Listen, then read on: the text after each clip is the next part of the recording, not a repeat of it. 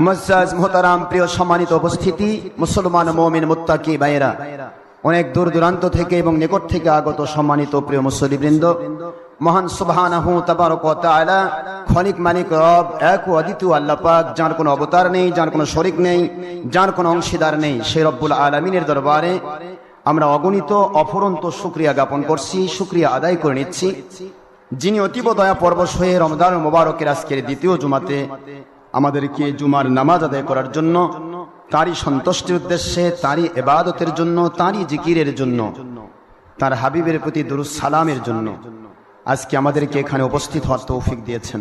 আমরা সবাই কারিমত শুকর আদায় করছি, আলহামদুলিল্লাহ। আপনারা সবাই কেমন আছেন? শুকরিয়া করলে আল্লাহ রাব্বুল আলামিন তার নিয়ামত বাড়িয়ে দেন। যিনি যত শুকরিয়া করবেন তার নিয়ামত আল্লাহ পাক ততই বাড়িয়ে দেবেন। আর রমজান মুবারকের সিস্টেমটা আরেকটু ব্যতিক্রম। এ মাসে একবার যে শুকরিয়া করবে 700 বার শুকরিয়া করার মর্যাদা পাবে। এ মাসে একবার দুরূদ সালাম পড়লো 700 বার দুরূদ সালাম পেশ করার সওয়াব পাবে। এ মাসে একটি নফল ইবাদত করলো ফরজের সওয়াব পাবে। একটি ফরজ করলো মিনিমাম 70 ঊর্ধ্বে 700টি ফরজের সওয়াব দেওয়া হবে। রমজান মুবারকে 1 টাকা কেউ আল্লাহর সন্তুষ্টির জন্য ব্যয় করলো 700 গুণ বাড়িয়ে দেওয়া হবে। প্রত্যেকটা ক্ষেত্রেই রমজান মুবারকের মর্যাদা আল্লাহ রাব্বুল আলামিন অনেক অনেক গুণ বাড়িয়ে দিয়েছেন। আমরা সেই মাসে উপনীত হতে পেরেছি, এটা আমাদের আল্লাহর দয়া নয় কি? আমরা তো মরে যেতে পারতাম, কবরে পড়ে থাকলে কি রমজান মাসের এই মর্যাদাটা কি হাসিল করা সম্ভব হতো? তাহলে আল্লাহ পাক দয়া করে আমাদেরকে এ পর্যন্ত পৌঁছিয়েছেন। রহমতের দশক বিদায় হওয়ার পরে আজকে শুরু হয়েছে মাগফিরাতের দশকের প্রথম দিন। মাগফিরাতের দশকে আল্লাহ রাব্বুল আলামিন বুঝাচ্ছেন, অনেকে চিন্তা ভাবনা করে যে রহমত শেষ হয়ে গেল। আসলে কি রহমত শেষ হয়ে যায়? রহমতে খাস যা আল্লাহ রাব্বুল আলামিন বলেন, আমি প্রথম দশকে রহমতে খাস নাজিল করে বান্দা বান্দীদেরকে নেক কাজ করা সহজ করে দিই, বদ কাজ ছেড়ে দেওয়া সহজ করে দিই। কারণ বুখারী ও মুসলিম শরীফের হাদিসে এসেছে, আন আবি হুরায়রা রাদিয়াল্লাহু তাআলা আনহু قال قال রাসূলুল্লাহ সাল্লাল্লাহু আলাইহি ওয়াসাল্লাম ইদা জাআ রমাদান, যখন রমজান মাস চলে আসে, আল্লাহর হাবিব বলেন রমজান মাস আসার সাথে সাথে ফুতিহাত আবওয়াবুল জান্নাহ, সমস্ত জান্নাতের দরজাগুলি আল্লাহ খুলে দেন। ওয়া গুল্লিকাত আবওয়াবুল জাহান্নাম ওয়া ফি রিওয়ায়াতিন উখরা নার, জাহান্নামের সমস্ত আগুনের দরজাগুলি আল্লাহ বন্ধ করে দেন। ওয়া সুফিদাতিশ শায়াতিন ওয়া ফি রিওয়ায়াতিন উখরা সিলসিলাতিশ শায়াতিন, শয়তান মরদুদকে শৃঙ্খলাবদ্ধ করা হয় তার পুরা গোষ্ঠী সহ। রিয়াদুস সালিহিন তৃতীয় খণ্ড 522 পৃষ্ঠার 1221 নম্বর এই হাদিস শরীফ, 1222 নম্বর এই হাদিস শরীফ, যা এসেছে বুখারী শরীফ, মুসলিম শরীফ, তিরমিজি, ইবনে মাজাহ, আবু দাউদ, নাসাই, ফয়জুল বারী, ফুতুল বারী, উমদাতুল কারী, ইরশাদুস সারী, তাইসিরুল বারী, মুজাহিরিহাত, প্রায় 40টিরও বেশি হাদিস শরীফের কিতাবে এসেছে। আল্লাহ পাক বুঝায় দিলেন রমজান মাসে আল্লাহ পাক কত বরকত নাজিল করেন, সুবহানাল্লাহ। তাহলে শয়তানকে বন্ধ করে দেওয়া হলো কেন? শয়তান থাকলে মানুষ নেক কাজে স্পৃহা হারিয়ে ফেলে, উৎসাহটা হেরে যায়, নিরুৎসাহ পয়দা হয়। শয়তান ওয়াসওয়াসা দিলে বদ কাজে উৎসাহ জাগে, স্পৃহা জাগে, ইন্সপিরেশন জাগে। শয়তানকে বন্ধ করে দিয়ে আল্লাহ বুঝাতে চাইলেন, আমি তোমাদেরকে ওয়াসওয়াসা দেওয়ার মতো কোনো রাস্তা খোলা রাখলাম না। এখন যদি কেউ শয়তানি করো, তা শয়তানের ওয়াসওয়াসা নয়, তা নিজেরই শয়তানি। সেটা মহিলা হোক, পুরুষ হোক, জিন হোক, ইনসান হোক। রমজানের মুবারকে যদি সে হেদায়েত প্রাপ্ত না হতে পারে, আমার তো মনে হয় নতুন করে আর হেদায়েত প্রাপ্ত হওয়ার পথ আর কবে খুলবে? আমার তো মনে হয় রমাদানুল মুবারকে শয়তান বন্ধ থাকে, অন্য কোন সময় শয়তান বন্ধ থাকে না। আর মানুষ গুনার কাজ করে শয়তানের প্ররোচনা, শয়তান প্ররোচনা দেয়, প্রবঞ্চনা দেয়, নফসের তাড়না সৃষ্টি হয়, এরপরে সে ব্যক্তির রক্তের গরম হয়, এরপরে সে গুনার কাজ শুরু করে দেয়। আমার কথা কি বুঝতে পেরেছেন? শয়তানের ওয়াসওয়াসা আল্লাহ বন্ধ করে দিয়ে প্রমাণ করলেন, আমি রহমতের প্রথম দশকে রহমত নাজিল করে জান্নাতের দরজা সব খুলে দিয়েছি, জাহান্নামের দরজা বন্ধ করে দিয়েছি, আমি শয়তানকে বন্ধ করে দিয়েছি। এখন তোমাদের জন্য নেক আমল করা সহজ হয়ে গেল, বদ আমল ছেড়ে দেওয়া সহজ হয়ে গেল। সুবহানাল্লাহ। এটা হলো রহমতের খাস। একে বলা হয় বুখারী শরীফের হাদিস, ও হুয়া শাহরুস সবর, রমজান মাস হচ্ছে সবরের মাস। সবরের মাস না? বাড়িতে খাবার আছে, খেতে পাচ্ছেন না, বাড়িতে বৈধ স্ত্রী আছে, স্ত্রীর সাথে ফরজ ইবাদত করতে পারছেন না। কি কথা ঠিক না ব্যাঠিক? আপনি বাড়িতে পানিও আছে, পানিও ভরা, আবার ডিংসে যান না, পানিও তো বিভিন্ন প্রকার। এখন বাড়িতে ভরা পানি, ইচ্ছে করলে তৃষ্ণা নিবারণ করতে পারেন, করতে পারছেন না। এটা কি স্যাক্রিফাইস নয়? কোরবানি নয়? সবর নয়? ধৈর্য? গুনাহ করতে মন চাচ্ছে, করতে পারছেন না। আল্লাহ বুঝাই দিলেন নবীজির ভাষায়, অহুয়া শাহরুস সবর, এটা হলো ধৈর্যের মাস। আউয়ালুহু রাহমা ওয়া আওসাতুহু মাগফিরা ওয়া আখিরুহু ইতকুম মিনান নার। এর প্রথম অংশ আমি রহমতে খাস নাজিল করে বান্দাকে নেক কাজ করা সহজ করে দেই, দ্বিতীয় অংশে বান্দার জিন্দেগির গুনাহ খাতা মাফ করে দেই, তৃতীয় অংশে বান্দাকে জান্নাতি ঘোষণা দিয়ে জাহান্নাম তার জন্য হারাম করে দেই। এই সেই মাস। এ মাসে আমাদেরকে পরিপূর্ণ হতে হবে। এই মাস থেকে সবক নিতে হবে, কি করে আমরা সামনের জীবন চলবো। রমজানুল মুবারক, এই মাসে যারা নফল ইবাদত করেন, দুনিয়ার মুসলমানদের জন্য আল্লাহ রাব্বুল আলামিন এত দয়া করলেন, ইহসান করলেন। এই মাসে যদি কোন মুসলমান পুরুষ মহিলা জিন ইনসান একটি নফল ইবাদত করে, মান আদ্দা ফিহি খাসলাতিন মিনাল খায়র, আমার নবীজি বলেন বুখারী শরীফের হাদিস, যদি কেউ একটি নফল ইবাদত করে, কামান কান আদ্দা ফরিদাতান ফিমা সাওয়া, সে যেন একটা ফরজ ইবাদত করার সওয়াব পেয়ে যায়। ওমান আদ্দা ফিহা ফরিদাতান, এই মাসে যদি কেউ একটি ফরজ ইবাদত করে, ওয়াজিব ইবাদত করে, সুন্নত ইবাদত করে, কামান কান আদ্দা সাবিনা ফরিদাতান ফিমা সাওয়া, ওই মানুষটির নামায় আমলে মিনিমাম 70টি ফরজ, একে যদি 10 দিয়ে গুণ করা হয় 700 গুণ হয়ে যায়। 700টি ফরজ এবং সুন্নত ওয়াজিবের মর্যাদা দেওয়া হয়। এ হলো সেই মাস। মালিক আমাদেরকে দয়া করেছেন, সবাই পড়ছি আলহামদুলিল্লাহ।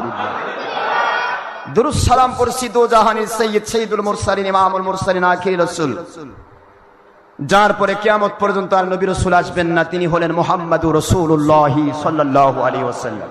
ওই নবীজির উপর দুরূদ সালাম পড়ছি, যার উপর দুরূদ সালাম পড়লে এট এ টাইমে কয়টা আমল হয়? 1 নম্বর আল্লাহর আদেশ, সূরা আহজাবের 56 নম্বর আয়াত, 33 নম্বর সূরা 22 নম্বর পারা, আল্লাহর আদেশ সাল্লু আলাইহি ওয়া সাল্লিমু তাসলিমা, আমার নবীকে আদবের সাথে সালাম দাও এবং দুরূদ শরীফ পেশ করতে থাকো যৌথভাবে। জোরে বলুন সুবহানাল্লাহ। এই আয়াতের আদেশ হিসেবে আমার নবীর উপরে দুরূদ সালাম পেশ করলে আল্লাহর একটা ইবাদত হয়। কার ইবাদত হয়? যেটা আল্লাহর ইবাদত, সেটাই আল্লাহর জিকির। নামাজ পড়ছেন, কার ইবাদত? এটা আল্লাহর জিকির। রোজা রাখতেছেন, কার ইবাদত? এটা আল্লাহরই জিকির। হজ করতেছেন, কার ইবাদত? যেটাই আল্লাহর ইবাদত, সেটাই আল্লাহর জিকির। আল্লাহর স্মরণেই তো বান্দা ইবাদত করে, নাকি আল্লাহর স্মরণ বাদ দিয়ে ইবাদত হয়? আপনারা কি কষ্ট আছেন নাকি এসির বাতাস খাবেন? আশেপাশে সব এসি মসজিদ, সব মসজিদ ভেদ করে গরম খাওয়ার জন্য আসছেন। আপনাদের মতো সেকি ফাইসালা মানুষ আর কি আছে? কি ঠিক না? ঠিক জোরে বলেন। একে তো রমজান মাস, দ্বিতীয়ত আরো সবর, আরো স্যাক্রিফাইস। মজা হলো যত স্যাক্রিফাইস করবেন তত আপনার মর্যাদা বেশি। স্যাক্রিফাইসেই মর্যাদা, স্যাক্রিফাইসেই মর্যাদা। সাহাবায়ে কেরাম রাদিয়াল্লাহু আনহুম এত সহজে মর্যাদা পাননি, সারা জীবন স্যাক্রিফাইস করেছেন। নাকি এসির বাতাস খেয়ে ঘুমাইছেন? সারা জীবন স্যাক্রিফাইস। অর্ধ জাহান করেছেন শাসন, ধুলির তখতে বসি। অর্ধ জাহান করেছেন শাসন, ধুলির তখতে বসি। খেজুর পাতার প্রাসাদ আপনার, ও ওমর বারে বারে গেছে খসি। সারা জগতের অর্ধজাহানের খলিফা আমিরুল মুমিনিন ওমর ফারুক রাদিয়াল্লাহু আনহু, তার প্রাসাদ ছিল খেজুর পাতা। সুবহানাল্লাহ। তার ধুলির তক্ত ছিল।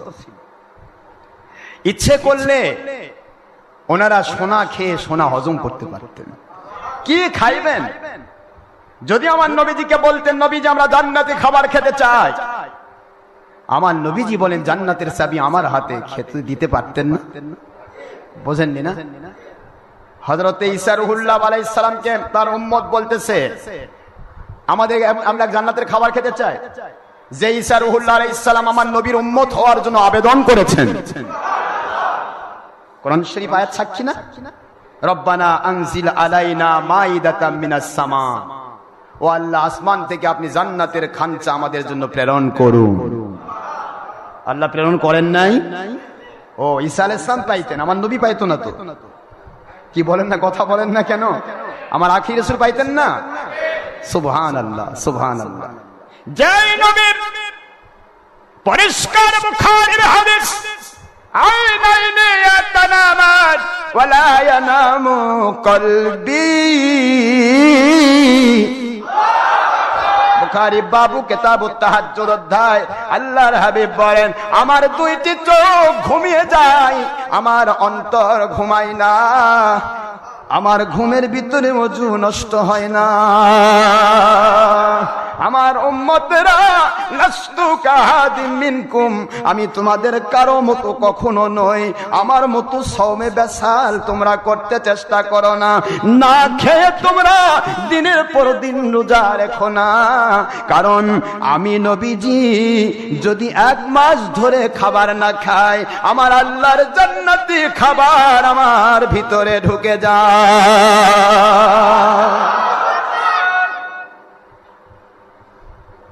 আল্লাহর হাবিব যদি নাও খান, খাবার কোত্থেকে আসে? এ আল্লাহর কুদরত থেকে দেওয়া হয়। আপনাদের আমাদেরকেও দেওয়া হয়। যদি রোজার মাসে এই যে দিনের বেলা যত ক্যালোরির প্রয়োজন আপনার, এই ক্যালোরিটা ফিল আপ করতেছে আমার আল্লাহ কুদরত দিয়ে। সারাদিন না খেয়ে আছেন, আমার মালিক দয়া করে ইহসান করে আমাদেরকে না খেয়ে থাকার তৌফিক দিয়েছেন। তাছাড়া তো এক সন্ধ্যা না খেলে মেজাজ খারাপ হয়ে যায়, ঠিক না ব্যাঠি? নাস্তা গরমিল হলে এদিক সেদিক হলেই মেজাজ খারাপ, চোখ বড় বড় হয়ে যায়। এক একজন বলেন না? আল্লাহ রাব্বুল আলামিন বলেন কুদরতি ক্যালোরি আমি তোমাদেরকে দেই, যার কারণে তোমরা রোজা রাখতে পারো। জোরে বলুন সুবহানাল্লাহ। তো নবীজি পাক সাল্লাল্লাহু আলাইহি ওয়াসাল্লামের সাহাবায়ে কেরাম যা ইচ্ছা তাই খেতে পারতেন। কথা বলেন না কেন? তাই খেতে পারতেন। আমার নবীকে একবার আল্লাহ পাক বলেন, নবীজি গো আমি আপনাকে উহুদ পাহাড়টা স্বর্ণ বানিয়ে দিই। উহুদ পাহাড় কি ছোট পাহাড় নাকি? পুরা উহুদটা স্বর্ণ বানাই দিই। আল্লাহ কি হবে? কই ওই উহুদ পাহাড়ের স্বর্ণ আপনার উম্মতের জন্য সেটিং দেবেন, যে যত চায় তাকে খাবার দেবেন। একেতে উহুদ পাহাড়, দ্বিতীয়ত বরকতের নবী। 1 গ্লাস দুধ 1000 লোককে খাওয়াতে পারেন, দুধ দুধই থাকে। সুবহানাল্লাহ পড়বেন না জোরে? সেই বরকতের নবীকে আল্লাহ বলতেছেন আপনাকে আমি উহুদ পাহাড়টা সোনা বানিয়ে দিই। নবীজি বললেন কি হবে? আল্লাহ আপনার উম্মতের অভাব থাকবে না। আমার নবীজি যদি গ্রহণ করতেন আজকে এসি না, তখন থেকে এসি বাতাস শুরু হয়ে যেত। কি ঠিক না ব্যাঠি? আপনাকে আমাকে হিসাব করতে হবে। স্যাক্রিফাইসের জন্য নবীজি এসেছেন। আল্লাহর হাবিব বলেন রব্বুল আলামিন আমার উম্মত দুনিয়ার সামান্য কয়েকদিনের জীবন যেইভাবে আপনি ইচ্ছে করে কাটিয়ে দিতে চান সেইটাতেই তিনি তারা কাটাতে প্রস্তুত থাকবে। যারা আমার উম্মত বলে দাবি করবে দুনিয়া দিয়ে তারা তুষ্ট হবে না, হবে না, হবে না। ওই উহুদ পাহাড় সোনার প্রয়োজন হবে না রব্বুল আলামিন। ওই উহুদ পাহাড়কে আপনি সোনা বানিয়ে দিতে চাইলেন কিয়ামতের মহামাত মহাময়দানেতে, যেদিন অনাদি অনন্তকালের জন্য জান্নাতের বিধান রচিত হবে। ওই বিপদের দিনে আমি ওই উহুদ পাহাড় সোনা বানিয়ে দেওয়ার ব্যাপারটা রিজার্ভ করে রাখলাম, তুলে ধরবো। ওই সোনা আমি বানাই নিলাম না, আমি ওই দিন আমার গুনাহগার উম্মতের জন্য জান্নাতের ওসিলা বানাতে চাই।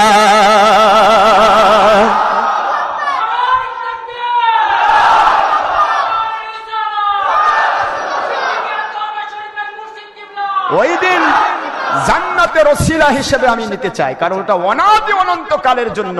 আর দুনিয়াটা যত কিছুই করুক সে ফেলে দিয়ে চলে যাবে কবরে। ঠিক না ব্যাটি? আমার নবীজি স্যাক্রিফাইসকে গ্রহণ করেছেন। ইচ্ছে করলে অনেক কিছু খাওয়াতে পারতেন, খেতে পারতেন, কিন্তু তা করেন নাই। এই জন্য আজকে আপনারা যারা স্যাক্রিফাইস করছেন এর মর্যাদা আছে না নাই? জোরে বলেন আছে না নাই? শান্তির ভিতরে আল্লাহকে ডাকা আর কষ্টের ভিতরে আল্লাহকে ডাকা, দুইটা ডাকার মর্যাদা দুই রকম। যেই মজুর পরিশ্রম করছে মালিক দেখতে পাচ্ছে তার জান বের হয়ে যাচ্ছে, ওই পাশাপাশি আরেকজন মজুর কাজ করছে মালিক দেখতে পাচ্ছে সে সুলভে কাজ করছে, কষ্ট হচ্ছে না। যার জান বের হয়ে যেতে চাচ্ছে, এত স্যাক্রিফাইস করছে, ওই ব্যক্তির উপরে মালিকের দৃষ্টিটা বেশি থাকে। কথা ঠিক না ব্যাঠি? বেশি থাকে না? আইন তো আসবেই। কোরআন সুন্নাহর খেলাফত যখন নাজিল হবে তখন তো কোরআনের আইন জারি হবে। কিন্তু যতদিন খেলাফত কায়েম না হয়েছে, খেলাফত কায়েম হলে আপনাকে জোর করে আপনি কেন পড়বেন না নামাজ? নামাজ পড়তেই হবে, না হলে আপনার জেল হবে, জুলুম ও জরিমানা হবে। কথা কি বুঝতে পেরেছেন? কিন্তু ওই আইন প্রয়োগ করার আগে আপনি সুলভে আমার আল্লাহকে সন্তুষ্ট করার জন্য নামাজ পড়তেছেন। আইনের মাধ্যমে নামাজ পড়ে যে মর্যাদা পাবেন, আইন ছাড়া ইচ্ছে করে নামাজ পড়ার মর্যাদা তার চাইতে অনেক গুণ বেশি পাবেন। আইনের মাধ্যমে মহিলারা বেপর্দা থেকে পর্দা করতে বাধ্য হবে, মহিলারা পর্দা করতে বাধ্য হবে আইনের মাধ্যমে। আইন ছাড়া স্বতঃস্ফূর্ত ভাবে কেউ পর্দা করার নাই, আমি নিজে করছি, না করলেও কেউ ধরার নাই, না নামাজ পড়লেও কেউ পড়ানোর নাই, না রোজা রাখলেও কেউ রোজা রাখাবার নাই, না হজ করলেও কেউ হজ করাবার নাই, না যাকাত দিলেও কেউ যাকাত দেওয়ানোর নাই। এরকম পর্বে যখন আপনি ইচ্ছে মতো আমার আল্লাহর সন্তুষ্টির জন্য আমলগুলি করছেন, আপনাকে জোর করে আইন চাপিয়ে দিয়ে আমল করানো যেটা, তার চাইতে অনেক অনেক অনেক গুণ বেশি মর্যাদা আপনি পেয়ে যাবেন। সুবহানাল্লাহ। এর নাম স্যাক্রিফাইস। এর নাম কি? স্যাক্রিফাইস, কুরবানি। ইন্নামা ইউওয়াফাস সাবিরুনা আজরাহুম বিগাইরি হিসাব।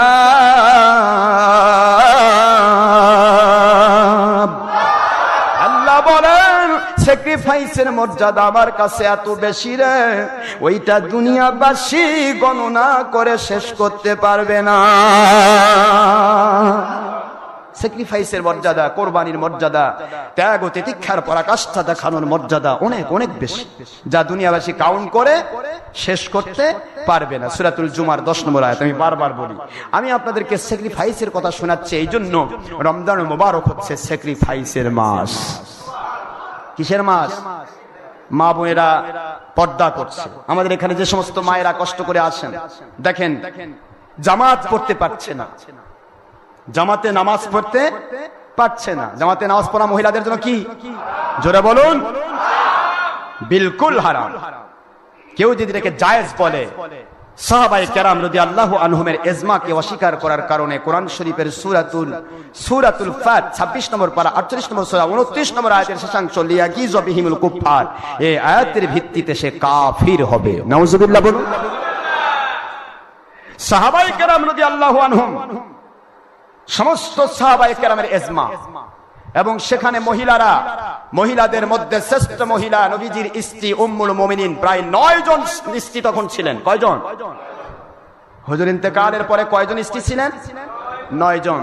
এই 9 জন স্ত্রী এবং আম্মাজান উম্মুল হযরতে আয়েশা সিদ্দিকা রাদিয়াল্লাহু তাআলা আনহা উম্মুল মুমিনিন, তিনি স্টিল, বুখারী শরীফের হাদিস খুলুন, তিনি স্টিল সেই সময়ে সাহাবায়ে কেরামের ইজমা হয়েছে মহিলাদের জামাতে নামাজে আসা নিষিদ্ধ। সুবহানাল্লাহ পড়বেন না? আর নবীজির হাদিস দিয়ে যদি আসি তাহলে চলে আসতে হবে কোরআন শরীফে। আল্লাহ পাক রব্বুল আলামিন বলেছেন, ইয়া আইয়ুহাল্লাযীনা আমানু ইযা নুদিয়া লিস-সালাতি মিন ইয়াউমিল জুমআ ফাসআউ ইলা যিকরিল্লাহি ওয়া দারুল বাই'a যালিকুম খায়রুল লাকুম ইন কুনতুম তা'লামুন। দুনিয়ার মুসলমানেরা সূরাতুল জুমআ 9 নম্বর আয়াত শরীফ আল্লাহ বুঝাইলেন, ও দুনিয়ার মুসলমান পুরুষেরা, মহিলাকে ডাকা হয় নাই, মুসলমান পুরুষ যারা জুমার নামাজের আজান হলে তোমরা ব্যবসা বাণিজ্য ছেড়ে জুমার নামাজের জন্য দৌড় দাও। জুমার নামাজের জন্য ডাকা হয়েছে কাদেরকে? ব্যবসা বাণিজ্য কারা করে? ও দারুল বাই'a, বাই'a শব্দের অর্থ ব্যবসা বাণিজ্য, কেনা বেচা। আল্লাহ বললেন ব্যবসা বাণিজ্য সব ছেড়ে দিয়ে ফাসআউ ইলা যিকরিল্লাহ, আল্লাহর জিকিরে নামাজে জুমার জন্য তোমরা জুমাতে দৌড় দাও। সুবহানাল্লাহ বলুন। তাহলে জুমার নামাজে মহিলাদেরকে আল্লাহ জামাত শর্ত রাখেননি, জুমার নামাজে মহিলাদেরকে আল্লাহ জামাতে নেননি। জামার প্রথম শর্ত হলো মহিলা না পুরুষ হওয়া। সুবহানাল্লাহ। প্রথম শব্দ হলো মুসলিম হওয়া, দ্বিতীয় শব্দ পুরুষ হওয়া, তৃতীয় শব্দ স্বাধীন হওয়া, চতুর্থ শব্দ আপনার মুকিম হওয়া। মুসাফিরের উপরে জুমা ফরজ আইন নয়। সুবহানাল্লাহ জোরে বলেন। মুসাফির ইচ্ছে করলে নামাজ পড়তে পারবে, কিন্তু সে জোহর পড়লে যথেষ্ট হয়ে যাবে। তাহলে মহিলার জন্য ফরজ আইন জুমার নামাজই নাই, সেখানে মহিলাদেরকে নিয়ে যাওয়া হচ্ছে তারাবির নামাজে, সালাতুত তাসবিহ পড়াচ্ছে, সালাতুল তাহাজ্জুদ পড়াচ্ছে। হায় রে, দুনিয়াতে কতদিন আর আপনারা ছলচাতুরি করে 2 নম্বর মুন্সিরা টাকা কামাবেন? ইসলামটাকে আর কত ছলচাতুরি করে ওইদিক সেদিক করবেন? ঈদের জামাতে নিয়ে যাচ্ছে, দেখবেন কিছুদিন পর মাইকিং হবে। খেলাফত যদি নাজিল হয়, এদেরকে প্রথম কোরআনের আইন লঙ্ঘন করার কারণে মুরতাদ হিসেবে সাব্যস্ত করা হবে। এরা সবচাইতে বড় মুরতাদ। আমার নবীজি বলেন, উম্মে হুমায়দ রাদিয়াল্লাহু আনহা, আমি হলাম সমস্ত সাহাবী মহিলাদের জন্য, উম্মতের জন্য রুহানি বাবা। বাবার সাথে মেয়ের দেখা করা জায়েজ নাকি না জায়েজ? জায়েজ। এই জন্য আমার পিছনে আমার নবী আখেরি রাসূল হুজুর বলেন, আমার আলোচনা শোনা মহিলা পুরুষের জন্য জরুরি। এই জন্য আমার আলোচনা শোনার জন্য আপনারা আসবেন। এই আসার কথাটা আমি বলেছিলাম ততক্ষণ পর্যন্ত যতক্ষণ আমার আল্লাহর কোরআনের আইন নাজিল না হয়েছে।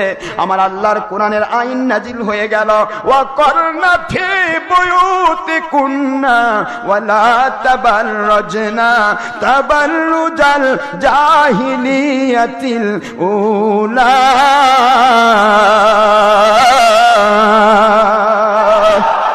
কোরআন শরীফের সূরাতুল আহজাব শরীফের 33 নম্বর আয়াত শরীফ, 33 নম্বর সূরা 22 নম্বর পারার প্রথম পৃষ্ঠা। আমার আল্লাহ বললেন, মহিলা যারা মুমিন দাবি করবা, তোমাদের উপরে আমি আইন জারি করে দিলাম, ফরজ করে দিলাম। তোমরা কি করবে? করনা, অবস্থান করবে, ফি মধ্যে, বুয়ুতুন মানে ঘর, বুয়ুতুন মানে ঘর, বুয়ুতি কুন্না তোমার নিজের স্বামীর ঘরে অথবা তোমার বাবার গৃহে অবস্থান করো। বাহিরে জাহিলিয়াতের মহিলাদের মতো ঠাট্টমক লাগায়া বের হইও না। আল্লাহু আকবার। একই আয়াতে দুইটা আদেশ, একটা হলো আদেশ ঘরের মধ্যে অবস্থান করো, দ্বিতীয় নম্বর নিষেধ বাহিরে বের হইও না। সুবহানাল্লাহ পড়বেন না? আমার দরবারে তিন চিমটি পরা মুন্সিরা যারা মহিলাদেরকে ঈদের জামাতে নিয়ে যাচ্ছ, ওটা কি বাড়ি? আল্লাহ তো বললেন বাড়িতে অবস্থান করা। ওটা কি তার স্বামীর বাড়ি? ওটা কি তার স্ত্রীর ওই মহিলাটার বাবার বাড়ি? আল্লাহ বললেন বাড়িতে অবস্থান করো, কর না। স্পষ্ট আল্লাহর আদেশ বাড়িতে অবস্থান করা। আল্লাহর আদেশ অমান্য করে ঈদের জামাতে মসজিদে অথবা কোনো নামাজে মহিলাকে নিতে পারবা না। কোন দলের স্বার্থে, কোন রকমের কোন অভিযানে, কোন জায়গায় ওই দিন তবিলিগি তিন চিল্লার নামে মহিলাকে মস্তুরার জামাতে, জামাতের 22 নম্বর কাজের নামে বিভিন্ন রকমের আন্দোলনের মধ্যে মহিলাদেরকে বের করা কোরআন শরীফের সূরাতুল আহজাবের 33 নম্বর আয়াত অস্বীকার করা।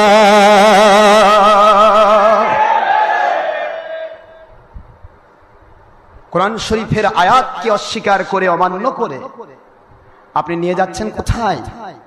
আল্লাহর হাবিব বলেন, আমার পিছনে এসে নামাজ পড়ার চাইতে তোমরা যদি ঘরের প্রকোষ্ঠে নামাজ পড়ো, তাহলে তোমাদের যেহেতু কোরআনের আয়াত নাজিল হয়ে গেছে, আরেকটা অতিরিক্ত ফরজ আদায় করার জন্য 25 গুণ সওয়াব তোমরা বেশি পাবে।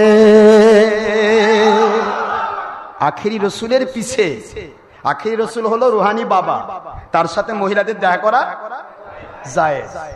তারপরেও তার পিছে গিয়ে মসজিদে নববীতে জামাতে নামাজ পড়ার চাইতে মহিলা যদি ঘরের প্রকোষ্ঠে একা একা সাহাবী মহিলা তারা যদি নামাজ পড়ে, সওয়াব হবে জামাতের চেয়ে 25 গুণ। তাহলে আজকে যে মুন্সি দেড় ব্যাটারি তিন চিমটি পরা মুন্সিরা মহিলাদেরকে নিয়ে যাচ্ছে ডেকে ডেকে জামাত, ঠিক আছে, ওরা কি আমার নবীর চাইতেও বড় ইমাম নাকি? হ্যাঁ, নবীর চাইতেও বড়? নবীজি বলেন আমার পিছে নামাজ পড়া যায়, বাড়িতে ঘরের প্রকোষ্ঠে নামাজ পড়লে কত গুণ সওয়াব বেশি। আর এদের পিছে গেলে 49 কোটি গুণ।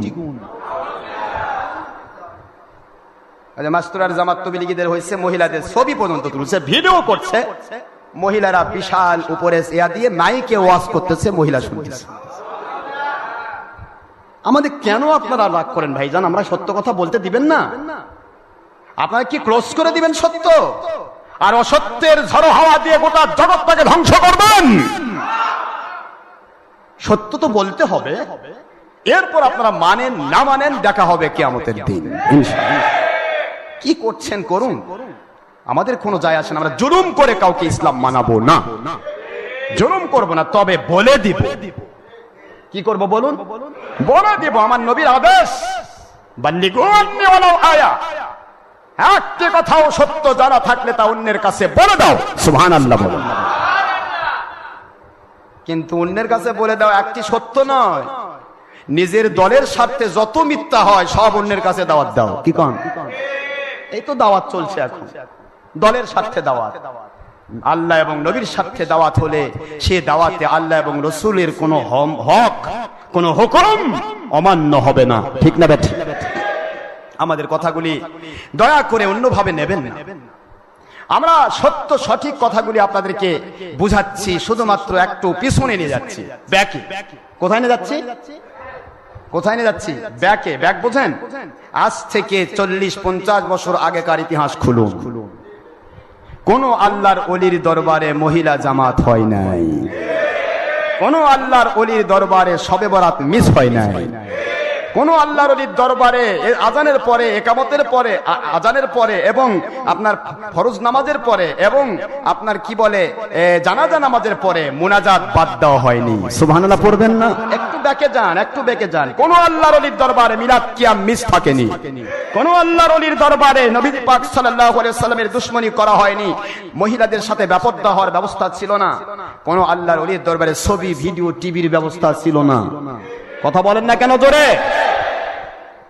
প্রত্যেক আল্লাহর ওলির দরবারে আজও যেগুলি হক আল্লাহর দরবার, ওলির দরবার, সমস্ত আল্লাহর ওলির দরবারে সুন্নাহর সিস্টেমে মানুষকে দাঁড়িয়ে দেওয়া হয়। এবং আমার নবীজির আরেকটা সুন্নত হায়ালাত সালার সময় দাঁড়ানো হয় আজও।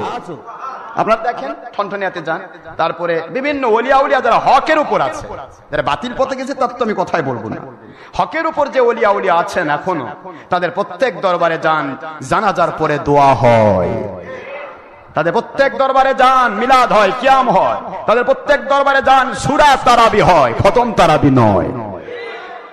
খতম তারাবি ওলিয়া উলিয়াদের কোন দরবারে নেই। কারণ এই বাংলাদেশে ইসলাম নিয়ে এসেছিলেন যারা, তারা আওলাদে রসুল, আওলাদে সাহাবীগণ, যেটা সঠিক ইসলাম সেটাই তারা পরিবেশন করছেন। তবে আমি খতম তারাবিকে নিরুৎসাহিত করব না।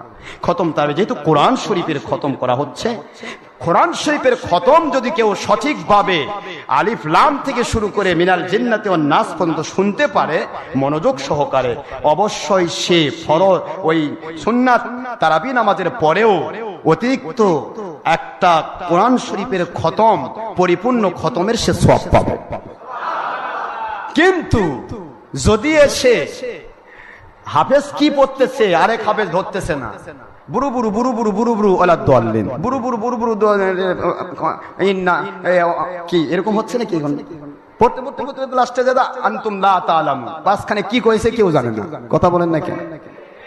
এরকম কোরআন শরীফ কেউ পড়ে, আর এরকম কোরআন শরীফ না শুনে কেউ মশা মারতেছে, কেউ বসে থাকতেছে, কেউ অন্যমনস্ক হচ্ছে। কোরআন যখন পড়া হয় তখন শোনা, তার উপর আরেকটা ওয়াজিব, ফরজ ওয়াজিবের হুকুম বর্তায়। এখন আপনি খতম তারাবির নামে খতম পড়তেছেন আলহামদুলিল্লাহ, কিন্তু কোথায় কি পড়তেছে আপনি নিজেও বুঝতেছেন না, আপনি শুনতেছেন না। বা হুজুর গোটা মাস পড়ছি, খতম করে ফেলছি। খতম আপনি করেননি, আপনি ওয়াজিব তরকের গুনাহ করেছেন। হিসাব করুন।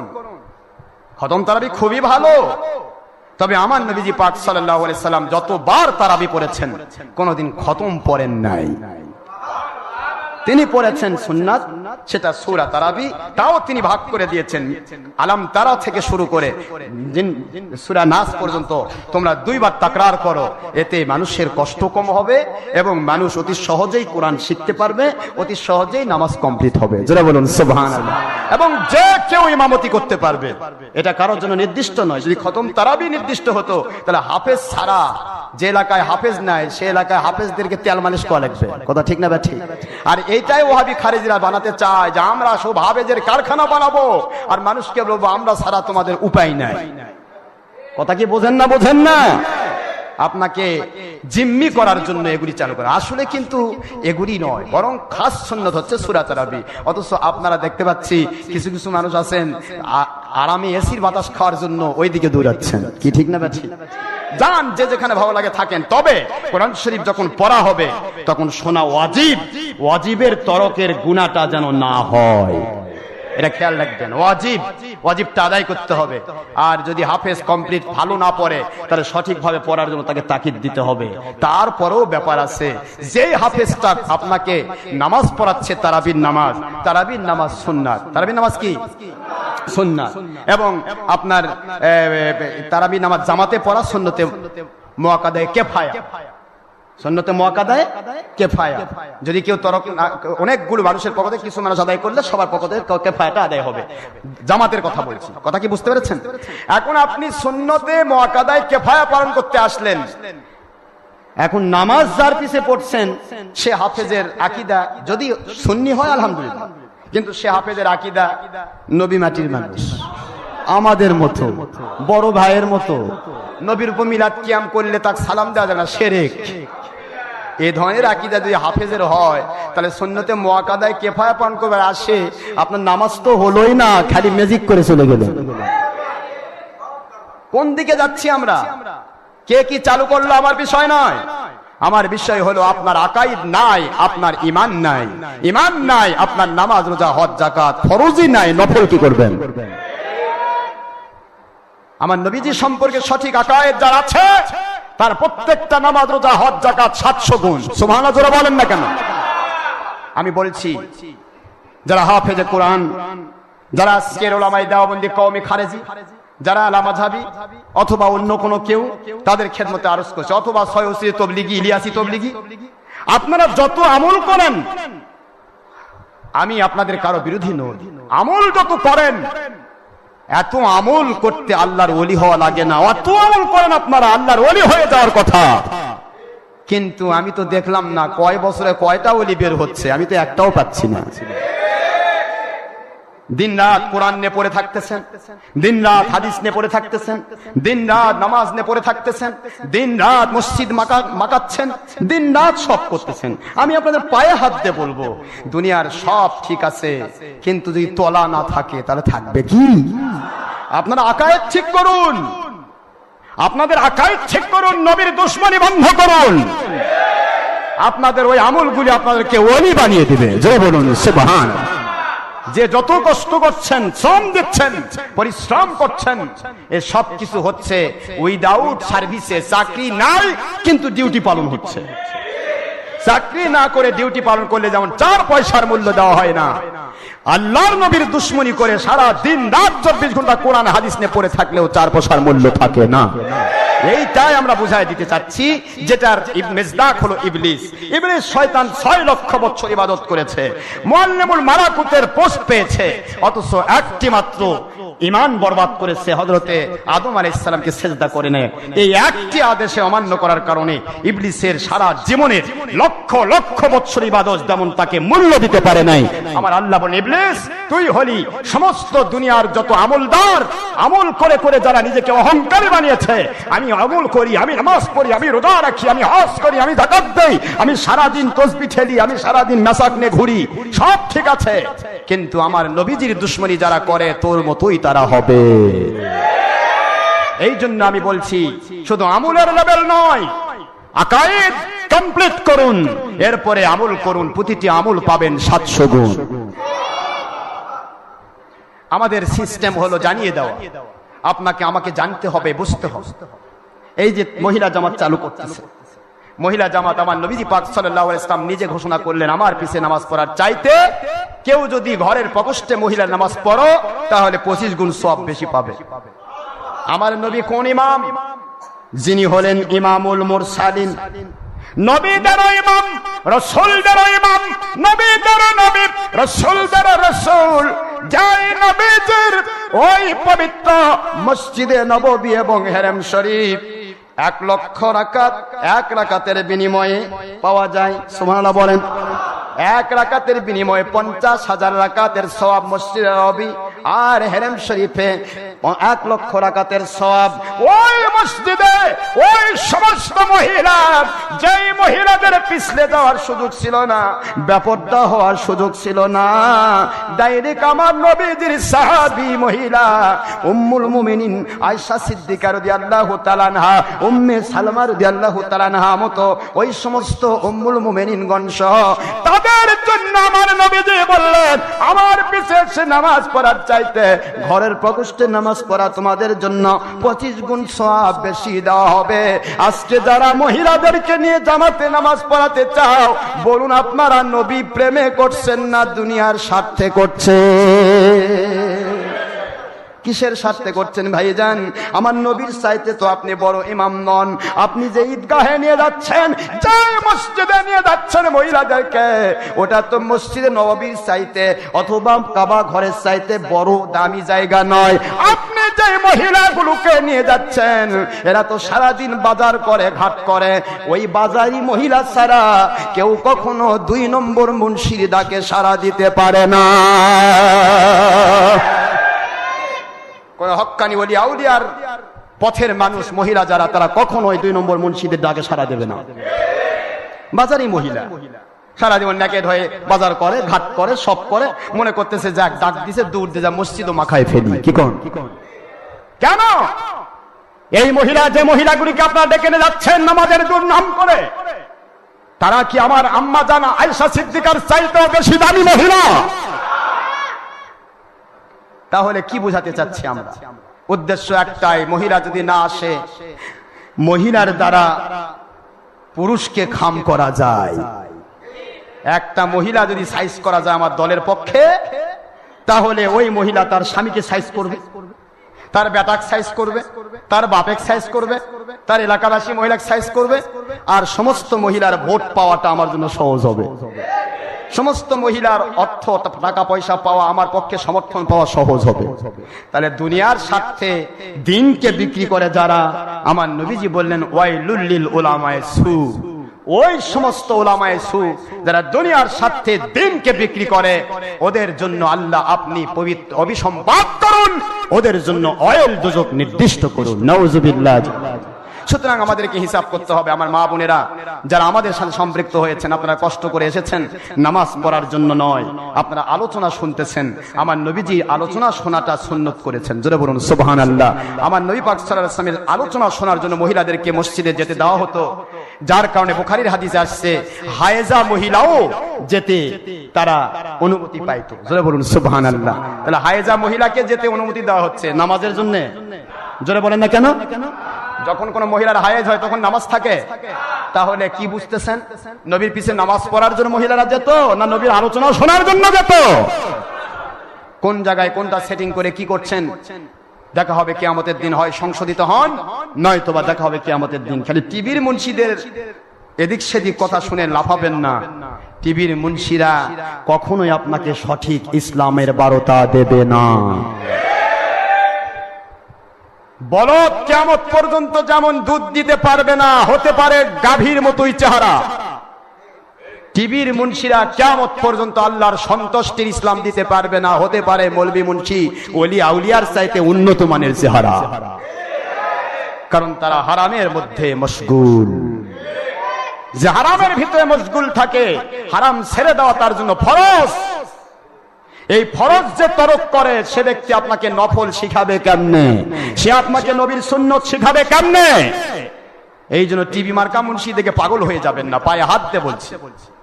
ইসলাম যদি মানতে চান, মানার মতো মানুন, না হলেও স্বীকৃতি দেন। এই স্বীকৃতিটাই হতে পারে আপনার নাজাতের ওসিলা। ইসলাম যা ইচ্ছা তাই নয়। স্বামীর হক আদায় করা স্ত্রীর জন্য, স্ত্রীর হক আদায় করা স্বামীর জন্য, সন্তানের হক আদায় করা মা বাবার জন্য, মা বাবার হক আদায় করা সন্তানের জন্য, তারপরে বৌমার হক আদায় করা শাশুড়ির জন্য, শাশুড়ির হক আদায় করা বৌমার জন্য, ছেলের বউয়ের হক আদায় করা। কথা কি বুঝতেছেন নাকি আপনারা? আমার কথা বোঝেন? এগুলি এক একটা ফরজ, এক একটা সুন্নত, 100 শহীদের মর্যাদা। এখন স্বামীর হক আদায় কেমনে করলেন আপনি? স্বামীর আদেশ ছাড়া অন্য কোন পুরুষ পরপুরুষের আদেশ মানা হারাম। তাহলে স্বামীর পিছে একমাত্র একটা মহিলা নামাজে ইক্তেদা করতে পারে, তবুও বরাবর নয়, বরাবর পিছনে দাঁড়াতে হবে। কথা কি বুঝতে পেরেছেন? কিন্তু ডক্টর আশরাফ সিদ্দিকীর পিছে এসে নামাজ পড়বেন, ডক্টর আশরাফ সিদ্দিকী আল্লাহু আকবার বলবে, আপনি ডক্টর আশরাফ সিদ্দিকীর গোলামি করতে বাধ্য হবেন। কথা বলেন না কেন? আমি সেজদা না দিলে আপনি সেজদা দিতে পারবেন না, আমি রুকু না দিলে আপনি রুকু দিতে পারবেন না, আমি সেজদা থেকে মাথা না তুললে আপনি না মাথা তুলতে পারছেন না। তাহলে মহিলা যেহেতু তার স্বামী ছাড়া অন্য কাউকে বস মানতে পারবে না, তাহলে কি করে একটা মহিলা নামাজে গিয়ে আরেকজন ইমামকে ফলো করবে? একটু কি বোঝেন না? আমার নবীজি পাক সাল্লাল্লাহু আলাইহি ওয়াসাল্লাম তিনি ইমামুল মুরসালিন, তাকে মানা প্রতিটা পুরুষ মহিলা জিন ইনসান সকলের জন্য ফরজ। সেটা ঠিক আছে, কিন্তু আমি তো পরপুরুষ, আমার ওই আদেশটাই মহিলারা ফলো করবে যেটা আল্লাহর কোরআন রাসূলের সুন্নাহর আদেশ। জোরে বলুন সুবহানাল্লাহ। এটা বুঝতে হবে। সোনার ভাইরা, আমার আম্মা জানেরা, আপনাদের খেদমতে বলবো, রমজানের মুবারকে হিংসা বিদ্বেষ পরস্পরের সাথে করা যাবে? গীবত করা যাবে? কোন রকমের হিংসা বিদ্বেষ চলবে না। আবার গীবতকে ওইটাকে বলবেন না। মানুষকে সংশোধন করার জন্য সত্য বলা উত্তম জিহাদ, উত্তম জিহাদকে গীবতের আওতায় নেওয়া যাবে না। আমরা যখন সত্য কথা বলি গীবত করে, গীবত করে, গীবত বোঝেন আপনি? গীবত হলো কাউকে ছোট করার উদ্দেশ্যে তার পিছনে কিছু বলা। কথা কি বুঝতে পেরেছেন? আর উত্তম জিহাদ হচ্ছে কাউকে সংশোধন করার উদ্দেশ্যে প্রকাশ্য করে দেওয়া। সুবহানাল্লাহ জোরে বলেন। সবই বুঝতে হবে। শাশুড়ির কাছে তার বৌমা নিজের মেয়ের মতো হতে হবে। বুঝতে পেরেছেন? নিজের মেয়ের সাথে একজন মা যেমন ব্যবহার করে, শাশুড়ি তার বৌমার সাথে ঠিক সেরকম ব্যবহার করবে। এক্ষেত্রে যদি একটু কম বেশি করে তাহলে তার মেয়ের উপর জুলুম শুরু হবে। একদিকে অন্যের মেয়েকে সে জুলুম করবে, আরেকদিকে তার মেয়ের উপর আল্লাহর কুদরতি ভাবে জুলুমের ব্যাপার ঘটবে। মেয়ে যদি না থাকে, তার বেটার বউকে যেমন সে কষ্ট দিচ্ছে, অনুরূপ ভাবে আমার আল্লাহর কুদরত তাকে কিয়ামতের দিন কষ্ট দেবে। নাউজুবিল্লাহ বলেন। একজন ছেলের বউ তার শাশুড়ির সাথে, তার শ্বশুরের সাথে যেমন তার মায়ের সাথে তার বাবার সাথে ব্যবহার করেন, ঠিক ওই ব্যবহারটাই দেখাতে হবে। মা বাবার সাথে ব্যবহার করলে যে সওয়াব হয়, এই পরিমাণ সওয়াব ওই বেটার বউ পেয়ে যাবে। কিন্তু একটু যদি এদিক সেদিক করেন, কোন মহিলা নিজের, এখন বাংলাদেশে দুইটা পর্ব হয়ে গেছে। স্বামী শাশুড়ির আন্ডারে যদি বৌমা থাকে, শাশুড়ির পক্ষ থেকে বৌমার উপরে জুলুম করা হয়। কিছু ফ্যামিলি আছে, কথা কন না কেন? আবার কিছু ছেলে সন্তান টাকা পয়সা উপার্জন করে, মা বাবা তাদের আন্ডারে থাকে। এই জন্য সন্তানের বউ, বেটার বউ আবার মা বাবার উপরে, শ্বশুর শাশুড়ির উপরে নির্যাতন করে। আমি পায়ে হাত দিয়ে বলবো, জুলুম কেউ কারো উপর করা যাবে না। ইন্নাল্লাহা লা ইয়াহদিল কওমাজ জালিমিন। আল্লাহ বলেন, আমি জালিমদেরকে হেদায়েত দান করি না। আর হেদায়েত যারা পায় না তারা জাহান্নামে যায়, তারা জান্নাতের গন্ধ পায় না। আল্লাহু আকবার বলে। এই জন্য জুলুম করা যাবে না। যেখানে যার যা মর্যাদা, সেখানে সেই মর্যাদা দেবেন।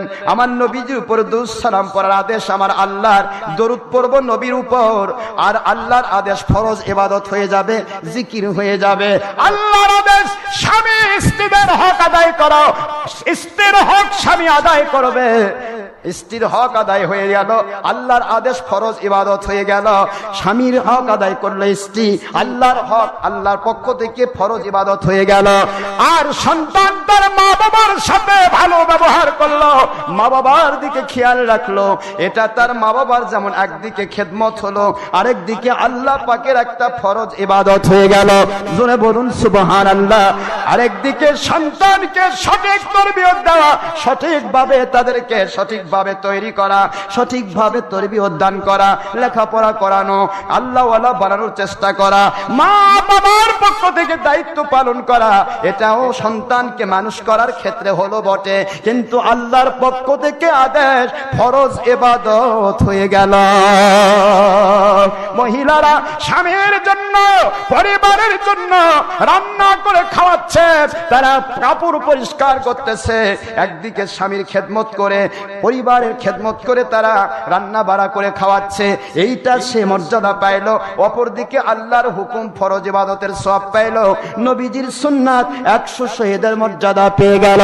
আর স্বামীরা তারা বাইরে কাজ করবে, ওই কাজ করে টাকা পয়সা উপার্জন করে বাড়িতে নিয়ে আসতেছে, টাকা পয়সা বাড়ির জন্য খরচ করতেছে, স্ত্রীর জন্য, সন্তানের জন্য খরচ করতেছে। এই খরচ করাটা তারা একদিকে একটি সুন্নাত 100 শহীদের মর্যাদা পাবে, অন্যদিকে আল্লাহর হুকুম একটা ফরজ ইবাদতের সওয়াব পেয়ে যাবে। আর তাদের প্রত্যেক লোকমা, যতগুলি ফ্যামিলি মেম্বার খাবে, প্রতি লোকমা সদকায়ে জারিয়ার সওয়াব তারা পেয়ে যাবে। মহিলারা স্বামীর খেদমত করার জন্য, স্বামীর সাথে ভালো ব্যবহার করার জন্য, শ্বশুর শাশুড়ির সাথে ভালো ব্যবহার করার জন্য, শ্বশুর শাশুড়ি বৌমার সাথে ভালো ব্যবহার করার জন্য, পরিবারের শান্তি স্থিতি রক্ষা করার জন্য মহিলারা যে ভূমিকা রাখতেছে, এই ভূমিকাতে তারা যে ভূমিকা রাখলো, রান্না বাড়া করে খাওয়ালো, আমার নবীজি প্রমাণ দিলেন পুরুষরা বাইরে যতগুলি কাজ করতেছে প্রত্যেকটা কাজের একটা কপি তারা পর্দার বিধান রক্ষা করার জন্য ঘরে বসেই তারা পেয়ে যাবে। আল্লাহু আকবার জোরে বলুন। এই জন্য রমজান মাসে, রমাদানের মোবারকে এইগুলি আমাদেরকে শিক্ষা গ্রহণ করতে হবে। আসুন আমি আপনাদের খেদমতে বলতে চাই, খবরদার মহিলাদেরকে কখনো জামাতে নিয়ে যাওয়া, কয়জন বললেন? সবাই ঠিক আছেন তো নাকি? মহিলাদেরকে জামাতে নিয়ে যাওয়া, যে মহিলা যায় তার উপর টর্চারিং করবেন না। আমাদের যে মহিলা জামাত নিষিদ্ধ ওয়াজ আছে, ওয়াজটা শুনিয়ে দেন। আপনার স্ত্রী শুনবে না এটা আমি বিশ্বাস করি না, সে তো মানুষ। কি কথা ঠিক না ঠিক? আপনার স্ত্রী শুনবে, একদিন দুদিন চার দিন ঝগড়া বিবাদের দরকার নেই, ধীরে স্থির ভাবে তাকে বুঝান। মহিলারা মার জাত, এ মা, তারা ওলির মা, তারা নবীর মা, তারা নবীর রাসূলের মা, তারা ওলি আউলিয়ার মা। অবশ্যই মহিলাদের বুঝ আছে, ঠিক না ঠিক? আপনারা ধীরে স্থির ভাবে বুঝ দেন। বাতিল ফেরকা বুঝিয়ে বুঝিয়ে তাদেরকে যেভাবে ডাইভার্ট লাইনে নিয়ে গেছে, আপনার দায়িত্ব হচ্ছে তাকে বুঝিয়ে বুঝিয়ে আল্লাহ এবং আল্লাহর রাসূলের সন্তুষ্টি রাস্তায় নিয়ে আসতে হবে। এটা আপনার দায়িত্ব, চেষ্টা করতে হবে। এই চেষ্টা আল্লাহ আমাদের সফলতা দান করুন, সবাই বলেন আমিন। রমজান মুবারকে আমাদেরকে সব সময় দেখিয়ে দিচ্ছে কপালে কালো দাগ হওয়া ভালো নয়, এর দলিল আছে কি বললে খুশি হতাম। কপালে কালো দাগ হওয়া ভালো নয় এটা তো কথা নয়, মূল কথা হলো যে সে আল্লাহর সন্তুষ্টির জন্য ইবাদত করে কিনা। আল্লাহর সন্তুষ্টির জন্য যদি ইবাদত করে তাহলে কপালে কালো দাগ হলেও অবশ্যই তার মর্যাদা আছে। কিন্তু শুধু কপাল ঘষে কালো করবেন কিন্তু নবীর দুশ্মনী করবেন, ও কালো দাগের 4 পয়সার দাম নেই। আমার কথা বুঝতে পেরেছেন? আরে ঘুষে ঘুষে কালো করবেন তা নয়, কপাল যদি এমনি কালো হতে হবে এটা মালিকের ইচ্ছা, ঠিক না ব্যাঠি? কিন্তু আপনাকে আমরা বলে থাকি যে কপাল কালো বেশি হয় যারা নবীর দুশ্মনী করে তাদের। আমরা দেখে আসতেছি হঠাৎ নামাজি, জীবন ভর নামাজ পড়েনি, হঠাৎ করে নামাজ শুরু করেছে, 2 মাসের মধ্যে দেখি একবার কপাল কালো হয়ে গেছে। কিরে ভাই, আমরা তো 5 বছর বয়স থেকে নামাজ ধরেছি, আমাদের কপাল তো কালো হলো না। তাহলে নিশ্চয়ই ওর মধ্যে ঘোষাঘুষির ব্যাপার ঘটছে। এই কথা ঠিক না ব্যাঠি? আমি বলবো আপনি আল্লাহর সন্তুষ্টির জন্য ইবাদত করুন। আল্লাহর সন্তুষ্টির জন্য ইবাদত করতে গিয়ে যদি আপনার কপাল কালো হয়, পুড়ে যায়, যাক, ঠিক না ঠিক? সেটার মর্যাদা আল্লাহ দেবেন। কিন্তু আপনি যদি শুধু মানুষ দেখানোর জন্য 2 নম্বর দল করবেন, নবীর দুশ্মনী করবেন, আর মানুষকে দেখাচ্ছেন আমি নামাজি ভাই, আমি নামাজি ভাই, আপনার কপাল দাগ হলে ও কপাল দাগটাই বুঝাবে যে আপনার নামাজ, আল্লাহর হাবিব বলেছেন নামাজটা 2 প্রকার হয়। এক প্রকার নামাজ ইহতিমামের সাথে হলে আল্লাহ পাক দয়া করে গ্রহণ করেন, সেটা জান্নাতি হওয়ার ওসিলা হয়ে যায়। আরেক প্রকার নামাজ ফেরেশতারা ওটা গুটলি করে পুটলা করে ওর মুখ চোখের মধ্যে ঠিক মারে। কথা কি বুঝতে পেরেছেন? তো আপনি যদি ওই মার্কা নামাজ পড়েন তাহলে হয়তো কপালের মধ্যে একটা আলাদা ষাটের দাগ উঠতে পারে। আপনার নামাজ যদি সঠিক হয়, এরপরে কপালে দাগ হলে কোনো যায় আসে না। কথা ঠিক না ঠিক? আল্লাহর সন্তুষ্টির জন্য নামাজ পড়ুন, আল্লাহ পাকের হাবিবের উপরে দুশ্মনী আকীদা রাখবেন না, তাহলেই আপনার কপাল কালো হোক আর সাদা হোক ওটার সাথে কোনো ব্যাপার ঘটবে না। এটা মনে রাখবেন। তো এখন আমরা হিসাব করে দেখছি রাসূল পাক সাল্লাল্লাহু আলাইহি ওয়াসাল্লাম আমাদেরকে শিক্ষা দিচ্ছেন রমজান মুবারক সম্পর্কে। আমরা রমজান মুবারকের একটু আলোচনায় চলে আসি। আলোচনা অনেক গভীর বড় কথা, কিন্তু শেষ তো হবে না। আমি রমজান মাসে অনেক এই যে তারাবির নামাজ পড়তেছি, 8 রাকাত তারাবি পড়া, 8 রাকাত তারাবির নামাজ আপনাদের পায়ে হাত দিয়ে বলবো, আমার পক্ষ থেকে যারা 8 রাকাত তারাবি পড়েন তাদেরকে কিয়ামত পর্যন্ত আমি চ্যালেঞ্জ করলাম, কিয়ামত পর্যন্ত 8 রাকাত তারাবির একটা দলিল দুনিয়ার কোন বৈধ সন্তান দিতে পারবে না। এর চেয়ে বড় কথা আছে? 8 রাকাত তারাবির কোন দলিল কেউ দিতে পারবে না। হ্যাঁ, 8 রাকাত তাহাজ্জুদের দলিল দিতে পারবে। আপনারা বুখারী শরীফের বাবু কিতাবুত তাহাজ্জুদ খুললে পাবেন। বাবু কিতাবুত তাহাজ্জুদ, তাহাজ্জুদ অধ্যায়ের ভিতরে হাদিস, সেই হাদিসটা নিয়ে এসে তারাবিত লাগিয়েছে। আমার কথা বোঝেন না? বোঝেন? তারাবিহের নামাজ 20 রাকাতই সুন্নতে মুআক্কাদা। 1 রাকাত কম করলে তার সুন্নতে মুআক্কাদা। ভালো করে মুখস্থ করে রাখেন। যোহরের আগে 4 রাকাত, পরে 2 রাকাত সুন্নতের 1 রাকাত যদি কম কেউ পড়ে যেমন কবিরা গুনাহ হবে, ওই সুন্নত আদায় হবে না। তারাবির নামাজ 1 রাকাত কম করলে তারাবি আদায় হবে না, কবিরা গুনাহ হবে। কথা কি বুঝতে পেরেছেন?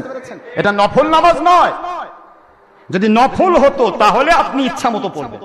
যেমন তাহাজ্জুদের নামাজ সুন্নতে জায়েদা, সুন্নতে জায়েদা নফলের গুরুত্ব। তাহাজ্জুদের নামাজ সুন্নতে জায়েদা নফলের গুরুত্ব।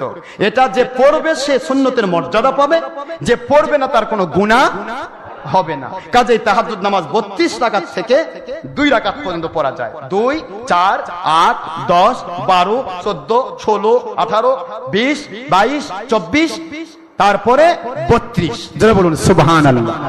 তাহাজ্জুদের নামাজ যেহেতু নফল, সুন্নতে জায়েদা, এই জন্য আপনি কম থেকে বেশি পর্যন্ত যা ইচ্ছা তাই পড়তে পারবেন, যেটা পড়বেন সেটা মর্যাদা পাবেন। কিন্তু তারাবিহের নামাজ যেহেতু সুন্নতে মুআক্কাদা, এর এক রাকাত কমও করা যাবে না, বেশিও করা যাবে না। আমার কথা বোঝেন নাকি আপনারা? কিন্তু তারাবির নামাজ কোথায় নিয়ে যাচ্ছেন আপনারা? কেউ বলতেছেন যেটাই তাহাজ্জুদ সেটাই তারাবি। এটা হলো ভাইজান, যেটা তারাবি সেটা তাহাজ্জুদ হয়? আচ্ছা ঠিক আছে, দেখি তো আমরা এই দিক থেকে একটু দেখি। তারাবিহের জামাতে নামাজ পড়া সুন্নতে মুআক্কাদা কিফায়া, আর তাহাজ্জুদের নামাজ জামাতে পড়া হারাম, মাকরুহে তাহরিমি, হারাম, বেদাতে সাইয়্যা। নাউজুবিল্লাহ পড়বেন না? এখনো ওয়াহাবিরা সৌদি আরবিয়া দখল করে আছে। সৌদি আরবে মক্কা মদিনা দুই জায়গাতেই তাহাজ্জুদের আজান দেওয়া হয়, কিন্তু তাহাজ্জুদের কোনো জামাত হয় না। আজান দিয়ে ডাকা হয়, যার মতো সে তাহাজ্জুদ পড়ে নেয়, এরপরে ফজরের আজান দেওয়া হয়, তারপর ফজর নামাজ শুরু হয়। কি কথা তো ঠিক আছে নাকি? কথা বলেন নাকি? তাহলে তাহাজ্জুদের জামাত নিষিদ্ধ, আর তারাবিহের জামাত সুন্নতে মুআক্কাদায়ে কিফায়া। সুবহানাল্লাহ পড়বেন না তো? না, তাহাজ্জুদের নামাজ রাত্রি 12টার পরে ওয়াক্ত আসে, আর তারাবিহের জামাত এশা নামাজের সাথেই হয়। সুবহানাল্লাহ পড়বেন না? তাহাজ্জুদের নামাজ সারা বছর পড়া যায়, আর তারাবিহের নামাজ কেবল মাত্র রমজান মাসে পড়া হয়। সুবহানাল্লাহ পড়বেন না তো? একটু কি হিসাব করেছেন? চতুর্দিকে একটু ভাগ করবেন তো। নফলকে সুন্নতের সাথে মেলানো যাবে? তাহাজ্জুদের নামাজ আর তারাবিহের নামাজ এক নয় ভাইজান। তাহাজ্জুদের নামাজের কথা হাদিসটা আসছে, বুখারীর হাদিস, ওই হাদিসটা নিয়ে যে তারাবি ছেদ করে। আম্মা জান আয়েশা সিদ্দিকা রাদিয়াল্লাহু তাআলা আনহাকে বলা হয়, আমি তারাবি সম্পর্কে আগামী জুমাতে বলবো ইনশাআল্লাহ, আজকে আমি বলছি না, আজকে তো টাচ দিলাম, সময় নেই, শুধু টাচ দিলাম যে তাহাজ্জুদ আর তারাবির মধ্যে পার্থক্য কি। আর তারাবি নামাজ আসলে 20 রাকাত না 8 রাকাত। আমরা নামাজ আমাদের ফতোয়া আশরাফ সিদ্দিকীর মধ্যে দিয়েছি অসংখ্য দলিল যে তারাবিহের নামাজ 20 রাকাত, এর মধ্যে 1 রাকাতও কম নেই। তাহাজ্জুদের নামাজ আপনি 2 থেকে 8 থেকে 32 পর্যন্ত আপনি পড়তে পারবেন। এটা তাহাজ্জুদ। এটা কি জোরে বলুন? আসুন আমি আপনাদের বলি, তাহাজ্জুদ নামাজ সারা বছর, তারাবিহের নামাজ শুধু রমজান মাস। এগুলি নিয়ে আমি সামনে জমা ইনশাআল্লাহ আলোচনা করবো যদি আল্লাহ তৌফিক দেন। আজকে আমি আপনাদের বলছি যে আমরা রমজান মাস কেন পালন করছি, ফায়দাটা কি, কয়েকটা হাদিস দিই। عن أبي هريرة رضي الله تعالى عنه قال قال رسول الله صلى الله تعالى عليه وسلم من صام إيمانا واحتسابا غفر له ما تقدم من ذنبه أو كما قال رسول الله صلى الله عليه وسلم رواه البخاري مسلم في فتح الباري وغير ذلك 50 كتابا صحيحا وفي رواية أخرى في البخاري مسلم عن أبي هريرة رضي الله تعالى عنه قال قال رسول الله صلى الله عليه وسلم من صام وقام إيمانا واحتسابا غفر له ما تقدم من ذنبه وفي رواية في البخاري ومسلم عن ابي هريره رضي الله عنه قال قال رسول الله صلى الله عليه وسلم من صام وقام ليله القدر ايمانا واحتسابا غفر له ما تقدم من ذنبه او كما قال رسول الله صلى الله عليه وسلم رواه البخاري مسلم في فتح الباري عمدة البخاري شرح الشارح বুখারী শরীফ মুসলিম শরীফের হাদিস আপনারা রিয়াদুস সালিহিন তৃতীয় খণ্ড খুললে পাবেন 1221 নম্বর হাদিস শরীফ। এই হাদিস শরীফ তৃতীয় খণ্ড 1221 নম্বর হাদিস 21 নম্বর হাদিস শরীফ, আল্লাহর হাবিবের এই হাদিস মিশকাত শরীফের 173 পৃষ্ঠার ভলিউমে আসছে। তারপরে বুখারী মুসলিম তিরমিজি ইবনে মাজাহ অসংখ্য হাদিস শরীফে আসছে। নবীজি বলেন যে সমস্ত পুরুষ মহিলা জিন ইনসান মুমিন দাবি করার পরে রমজান মাসের রোজা কমপ্লিট করলো, রাত্রির বেলা তারাবি আদায় করলো, আর যে মানুষগুলি কদরের রাত্রিতে জাগার চেষ্টা করলো, ওই মানুষগুলোর জন্য নবীজি পাক সাল্লাল্লাহু আলাইহি ওয়াসাল্লাম বলেন গুফিরা মা তাকদ্দামা মিন যামবিহি, ওদের জিন্দেগীর গুনাহ খাতা আমার আল্লাহ মাফ করে দেয়, সমস্ত গুনাহগুনি মাফ হয়ে যায়। وفي رواية أخرى في مسلم والترمذي وأبو داود وغير ذلك 50 كتابا صحيحا عن عبد الله بن مسعود رضي الله تعالى عنه قال قال رسول الله صلى الله عليه وسلم من صام رمضان من أوله إلى آخره خرج من ذنوبه كيوم ولدته أمه। মুসলিম শরীফ সহ অসংখ্য হাদিস শরীফে আসছেন হযরত আব্দুল্লাহ ইবনে মাসউদের বর্ণনা, আগের হাদিস আবু হুরায়রার বর্ণনা।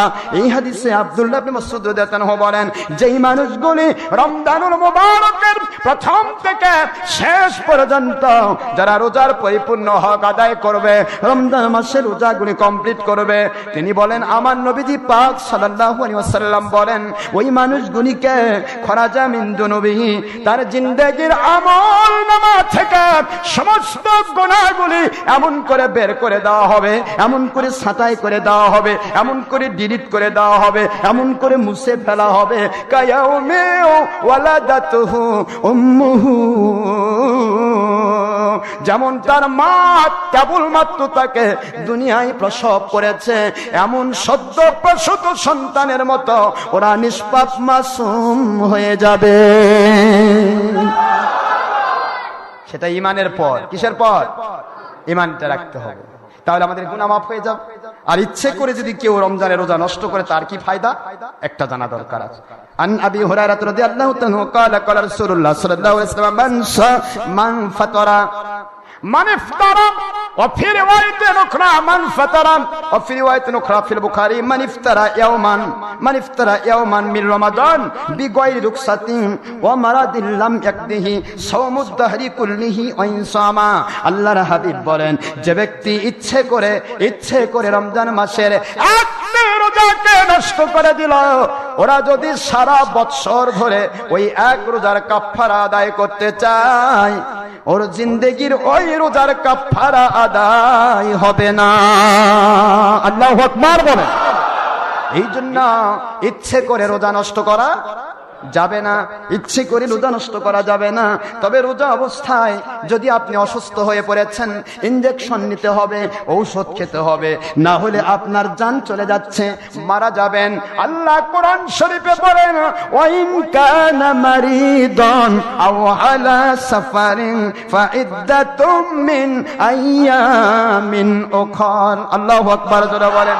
যদি তোমরা অসুস্থ হয়ে পড়ো, যে অবস্থায় ইনজেকশনের দরকার হবে, যে অবস্থায় স্যালাইন নিতে হবে, যে অবস্থায় ঔষধ খেতে হবে, না হলে তুমি মারা যাবে, এমন অসুস্থ যদি তুমি হয়ে পড়ো, ওয়াইন অথবা তোমরা সফরের হালতে যদি থাকো, মুসলমান পুরুষ মহিলা ইনসান, আমি তোমাদের জন্য শরীয়ত সহজ করে দিলাম, রোজা রাখার দরকার নাই, রোজা ছেড়ে দাও।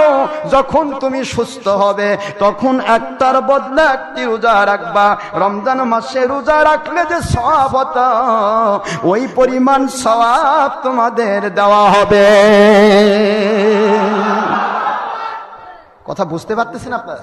কোরআন শরীফ সূরাতুল বাকারার 154, 184 এবং 185 দুইটাতে আয়াত আছে। আল্লাহ পাক বলে দিলেন যে যদি কেউ অসুস্থ হয় তাহলে সে অন্য সময় রোজা রাখবে, রোজা ভেঙে ফেলবে। তারপরও আজকাল কিছু মুন্সি বলে যাচ্ছে রোজা অবস্থায় ইনজেকশন নিলে রোজা নষ্ট হবে না। এখন আমি আপনাদের বলবো, আল্লাহর কোরআনের ফতোয়ার চাইতে আপনারা বেশি ফতোয়া বোঝেন। আল্লাহ তো বলেন অসুস্থ হলে সে রোজা ছেড়ে দেবে। কথা বোঝেন না আপনারা?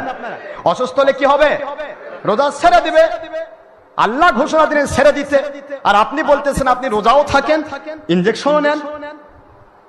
তার মানে কি আপনি আল্লাহর চেয়ে বড়? কি ফতোয়া চিন্তা করতে পারেন আপনার? রোজা অবস্থায় ইনজেকশন নিলে নষ্ট হবে না, এটা একবার লিখিত ফতোয়া, ওয়াহাবি খারিজির ফতোয়া। রোজা অবস্থায় ইনজেকশন নিলে রোজা নষ্ট হবে না কথা যে বলবে, সে ব্যক্তি কোরআন অস্বীকারী বেঈমান হবে। কারণ আল্লাহর হাবিব বলেছেন ইদাহ তাকান্না, এক কথা ইদাহ তাকান্না, যদি কেউ কিছু ঢুকায় ফি রমাদান, রমজান মাসে রোজা রেখে কেউ যদি কোনো কিছু তার ভিতরে ঢুকায়, তাহলে সে ব্যক্তি রোজা কি হবে? নষ্ট হয়ে যাবে। এটা বুখারী শরীফের হাদিস। ঢুকালে রোজা নষ্ট হয়, আর সেটা অল্টারনেটিভ করেছে। কেউ কেউ কয় যে রোজা অবস্থায় যদি রক্ত বের হয় তাহলে রোজা মাকরুহ হয়ে যায়। রোজা অবস্থায় রক্ত বের হলে রোজা নষ্ট হবে না, রোজা মাকরুহ হবে না। রোজা অবস্থায় রক্ত বের হলে, যদি ইনজুরি হলে এত বেশি রক্ত বের হয়েছে যে সে অসুস্থ, তাকে ঔষধ খেতে হবে, স্যালাইন খেতে হবে, তাকে সুস্থতার জন্য ড্রাগ নেওয়া দরকার আছে, এই জন্য সে রোজা ভেঙে ফেলবে। কিন্তু রোজা অবস্থায় কোন রক্ত বের হলে রোজার কোনো ক্ষতি হবে না, এটা মনে রাখবেন ভালো করে। ওযু অবস্থায় কিছু বের হলে ওযু নষ্ট হয়, এটা সবসময় উসুলটা মনে রাখবেন। রোজা অবস্থায় কিছু ভিতরে ঢুকালে রোজা নষ্ট হয়, আর কিছু বের হলে ওযু নষ্ট হয়। যার কারণে বাই মারলে ওযু নষ্ট হয়, পেশাব করলে ওযু নষ্ট হয়, পুঁজ বের হলে ওযু নষ্ট হয়, রক্ত গড়িয়ে পড়লে ওযু নষ্ট হয়, তারপরে পায়খানা করলে ওযু নষ্ট হয়। কিন্তু যদি রোজা অবস্থায় কিছু বের হলে ওযু নষ্ট হতো, তাহলে রোজা অবস্থায় পেশাব করলেও ওযু নষ্ট, রোজা নষ্ট হতো। রোজা অবস্থায় পায়খানা করলে, রোজা অবস্থায় যদি রক্ত বের হলেও রোজা নষ্ট হতো, তাহলে রোজা অবস্থায় পেশাব পায়খানা বাতাস মারলেও তো রোজা নষ্ট হবে। কথা কি বোঝেন না বোঝেন না? একটু কি চিন্তা করেছেন? কোনো কিছু ভিতর থেকে বের হওয়া ওযু নষ্টের কারণ, আর কোনো কিছু ভিতরে ঢুকানো রোজা নষ্টের কারণ। এটা কি মনে থাকবে? এই কথাটা মনে রাখবেন। এটা হলো উসুল, কোরআন সুন্নাহর উসুল। সুতরাং অল্টারনেটিভ করা যাবে না, যা ইচ্ছা তাই বলা যাবে না, কোরআন সুন্নাহর ডকুমেন্ট সাপেক্ষে কথা বলতে হবে। হাতু বুরহানাকুম ইন কুনতুম সাদিকিন। আল্লাহ এক কথায় কোরআন শরীফ সূরা বাকারা 111 নম্বর আয়াত, কোরআন শরীফ সূরা নম্বর 64 নম্বর শরীফে এক কথা বলেছেন, যা বলবে দলিল দাও। হালাল বলে দলিল দাও, হারাম বলে দলিল দাও, জায়েজ বলে দলিল দাও, নাজায়েজ বলে দলিল দাও, সুন্নাত বলে দলিল দাও, বেদাত বলে দলিল দাও, আছে বলে দলিল দাও, নাই বললে দলিল দাও। সুবহানাল্লাহ জোরে বলেন না কেন? এই যে দলিল ছাড়া কারো কোনো কথা মেনে নেওয়া যাবে না। এখানে আরেকটা কথা আছে, দলিলও দিচ্ছে ওই দলিল যে দলিলটা মানসুখ হয়ে গেছে, আরেকটা আয়াত দিয়ে ওটাকে মানসুখ করা হয়েছে, ওই দলিল দিচ্ছে, ওটা মানা যাবে না। আপনাকে মনে রাখতে হবে, আমরা কোরআন সুন্নাহ ইজমা কিয়াসের আওতায় সঠিক ইসলামটা মানতে চেষ্টা করব। আল্লাহ আমাদের তৌফিক দান করুন, আমিন। রোজা অবস্থায় ইনজেকশন কখনো নেওয়া যাবে না। তবে হ্যাঁ, ইনহেলার আর ইনজেকশনের মধ্যে অনেক পার্থক্য আছে। ইনহেলারটা হচ্ছে শ্বাসকষ্ট, ইনজেকশন হঠাৎ করে অসুস্থ হলে ইনজেকশন নেওয়া লাগতেছে, সারা জীবন ইনজেকশন নেওয়া দরকার হয় না। কিন্তু ইনহেলার হঠাৎ করে সে অসুস্থ হচ্ছে না, সে অসুস্থই আছে। আর যদি অবস্থায় হাঁপানি, অ্যাজমা এমন হঠাৎ করে অসুস্থ হয়েছে, সেই সময় সে রোজা ফেলে দিবে, ছেড়ে দিবে। কথা কি বুঝতে পেরেছেন? সেই সময় রোজা কি করবে? ছেড়ে দিয়ে সেই ইনহেলার নেবে, এরপরে সুস্থ হওয়ার পরে ওই রোজাটা রাখবে। আর এমন হাঁপানি রোগী যদি হয়, আজমা রোগী হয়, যে কন্টিনিউ তাকে ইনহেলার নিতে হয়, না হলে সে কখনো সুস্থ থাকে না, বা পরবর্তীতে নতুন করে সুস্থ হওয়ার কোনো সুযোগ নাই। তাহলে ওই অবস্থায় মাজুরি হালতে তাকে ইনহেলার নিয়েই রোজা রাখতে হবে। আমার কথা কি বুঝতে পেরেছেন? যেহেতু পরে সে আর সুস্থ হওয়ার সুযোগ নেই, ওই রোজার কাজা করার কোনো সুযোগ নেই। এই জন্য তাহলে আপনাদের আশা করি বুঝতে পেরেছেন, রোজা অবস্থায় ইনহেলার ইনজেকশন নেওয়া যাবে না। যদি তাই হয়, আল্লাহ কত সহজ করে দেন। আল্লাহ কি বলছেন? ইউরিদুল্লাহু বিকুমুল ইউসরা, তোমাদের জন্য আমি শরীয়তকে সহজ করে দিলাম। অসুস্থ হয়ে পড়েছ, পরে আর অসুস্থ থেকে সুস্থ হলে না, আমার কাছে তোমরা বলছো, ও আল্লাহ আপনি তো আইন করেছেন রোজা অবস্থায় যদি অসুস্থ হয়, পরে যদি সুস্থ হয়ে যায় রোজা রাখবে। আমি তো সুস্থ হতে পারলাম না, সুস্থ হওয়ার সুযোগ আর নাই, কি করব? এবার আমার আল্লাহ আইন করে দিচ্ছেন। কি আইন করে দিচ্ছেন? ওয়াইন কানা মিনকুম মারিদান আও আলা সাফারিন ফাইদ্দাতুম মিন আইয়ামিন উখারের পরে আল্লাহ বলতেছেন, ওয়া আলাল্লাযিনা ইউতিকুনাহু ফিদিয়াতুন তাআমু মিসকিন। রোজা অবস্থায় রোজা ছেড়ে দিয়েছো অসুস্থতার কারণে, পরে তুমি সুস্থ হতে পারলে না, অথবা মারা গেছো, সুস্থ হও নাই, এই অবস্থায় যদি তোমরা অর্থওয়ালা হও, টাকাওয়ালা হও, এক রোজার বিনিময় 2 জন মিসকিনকে তোমরা খাওয়ায় দাও, আমি রোজার মর্যাদা দান করব। আল্লাহু আকবার। বান্দা প্রশ্ন করলো, আল্লাহ আমি তো রোজা রাখতে পারি নাই অসুস্থতার কারণে, পরে সুস্থ হচ্ছি না, কিন্তু বান্দাকে খাওয়ানোর মতো টাকা আমার নাই, আমি গরিব মানুষ, আমি তো গরিব মানুষ, অর্থ দেওয়ার ক্ষমতা নাই। এবার আমার আল্লাহ ঘোষণা দিচ্ছেন, অর্থ দেওয়ার ক্ষমতা যদি না থাকে, এক ঠাকরা এক রোজার বিনিময় দিয়ে দাও, তাও যদি সম্ভব না হয়, রোজা আমার হক, আমার হুকুম, মাজুরি হালতে আমি আল্লাহর কাছে হাত তুলে দোয়া করো, আমি আল্লাহ তোমার হুকুম বাতিল করে দিয়ে তোমার জীবনের গুনাহ খাতা মাফ করে দেব। সুতরাং আমার আল্লাহ বলেন, ইউরিদুল্লাহু বিকুমুল ইউসরা, আমি তোমাদের জন্য শরীয়তকে সহজ করে দিলাম, কঠিন বানাই নাই। বান্দারে আমার শরীয়ত তোমরা গ্রহণ করো, তোমাদের দুনিয়াতেও শান্তি হবে, আখিরাতে জান্নাত এবং আল্লাহর সন্তুষ্টি মিলে যাবে। আল্লাহ আমাদের সবাইকে বোঝার তৌফিক দান করুন, আমিন। এখানে আরেকটা কথা আছে, সেটা হলো সদকায়ে ফেতর। কষ্ট পাচ্ছেন নাকি আপনারা? আচ্ছা, রোজা অবস্থায় একটু দেরিতে নামাজ পড়ে সমস্যা আছে নাকি? না বাড়ি যা খাওয়া দাওয়া করবেন, টিভির পর্দার মধ্যে সিরিজ দেখবেন? খবরদার, নাউজুবিল্লাহ, হারাম কাজ করবেন না। রোজা অবস্থায় কোনো হারাম কাজ করা যাবেন, তাহলে রোজা থাকবেন। আমি আপনাদের খেদমতে বলছি, রোজা অবস্থায় হালাল খাদ্য খাওয়া যায়? নিজের স্ত্রী, তাই নিজের স্ত্রী সহবাস করা যাচ্ছে না, পরনারীর সাথে জেরা করলে রোজা থাকবে? এ বোঝেন না ভালো করে? রোজা অবস্থায় হালাল ভাত, ডাল, চাল, হালাল খাদ্যই খাওয়া যাচ্ছে না, রোজা অবস্থায় মদ খেলে থাকবে তো না? কথা বলেন না কেন? অনুরূপ ভাবে রোজা অবস্থায় কোনো হারাম কাজ করা, ছবি করা, ভিডিও করা, টিভি দেখা, টিভির মুনশির নাচ দেখা, কি করেন আপনারা?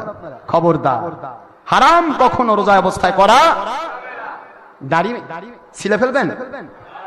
কি করেন আপনারা? দাড়িতে খুল লাগানো কার দোলায় খুল? আমার নবী বলেন আমার গলায় খুল লাগানো। তো রোজা অবস্থায় নবীর গলায় খুল মারে দিবেন? নাউজুবিল্লাহ পড়বেন না? পারতপক্ষে চেষ্টা করেন রোজার থেকে একটু অভ্যাস হোক। রোজা অবস্থায় দিনের বেলা রোজা দাড়ি না কাটতে কাটতে হঠাৎ করে দাড়িটা বার হয়ে যায়, কি কোন ঠিক না বেঠি? কারণ কয়দিন বাঁচবেন, যাতে তো হবে কবরে, যে কোনো সময় আমার মালিক ডাকে কবরে ঢুকাই নেবে।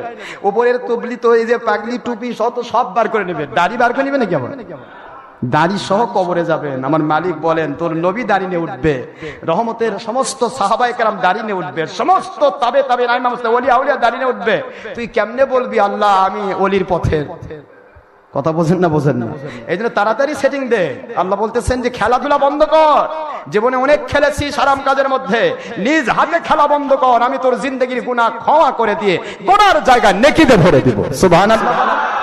আর আমি যদি খেলা ভঙ্গ করে দেই, বাঁচার উপায় থাকবে না। এই জন্য খেলা করেছি বহুত, আর নয়, আর কয়দিন পরে মরে যাব। এখন 40-43 বছর বয়স, যদি আল্লাহ অতিরিক্ত সময় দেয় 60-70, মাত্র 20-22 বছর বয়স, এর জন্য আর যদি মরি, এখনই তো মরার সময়। কি কথা ঠিক না বা ঠিক? এই 20 বছরের জন্য আপনি কি করবেন? ও মা বোনেরা, ও আমার সোনার ভাইয়েরা, আর কতদিন মানুষ দেখানোর জন্য যা ইচ্ছা তাই করবো। একটা দাড়ি পাকলো, টানে টানে তুলতেছে, দাড়ির মধ্যে কলপ লাগায় কালো করতেছে। নাউজুবিল্লাহ পড়বেন না? কি হবে? নিজের শরীরকে নাপাক করে দাড়িতে কলপ দিলে কি হয়? মহিলাদের নেল পালিশ দিলে যেমন শরীরে অজু গোসল কিছু হয় না, নাপাক। পুরুষ চুল দাড়িতে কলপ দিলে সে নাপাক, তার অজু গোসল হবে না। চুল দাড়িতে কলপ দিলে কি হবে না? অজু গোসল হবে না, সে নাপাক থাকবে। ওই অবস্থা মারা গেলে তার জাহান্নাম শুরু হয়ে যাবে। এই জন্য সহিহ হাদিস দিয়ে প্রমাণ দেওয়া হয়েছে, বুখারী শরীফে হাদিস, যারা দাড়ি বা চুলে কলপ দেয় ওরা জান্নাতের গন্ধ পাবে না। নাউজুবিল্লাহ পড়বেন না? এই জন্য সাবধান। সব দিকে সাধারণ মানুষের ভুল হতে পারে, কিন্তু আজকে মৌলবী মুন্সিরা দেখি একবারে কালো কুটকুটা করতেছে। বাপরে, কিরে তুই নাপাক, তোর পিছে যারা নামাজ পড়বে নামাজ যাবে কই? এত ওযুই হয়নি, গোসলই হয়নি, এর পিছে নামাজিদের কি অবস্থা? কথা বলেন না কেন? চিন্তা করতে পারেন একটু? আমরা বলি তো মন খারাপ করেন। আমাদের সত্য বলতে দিবেন না? গলা চিপে ধরবেন? মরে যাব তবু সত্য বলবো ইনশাআল্লাহ। কয়দিন বাঁচবো? কবরে চলে যাব না?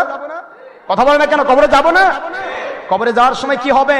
সব তো পড়ে থাকবে। যে বউকে খুশি করার জন্য দাড়িতে কলপ মারছেন, যে বউকে খুশি করার জন্য, বান্ধবীকে খুশি করার জন্য, 2 নম্বরই করার জন্য আপনি নিজে চ্যাংড়া সাচ্ছেন। চ্যাংড়া বোঝেন নাকি? সারা জীবন যুবক। আল্লাহ কি বুঝাচ্ছেন যে আল্লাহ তোমাকে তৈরি করেছেন।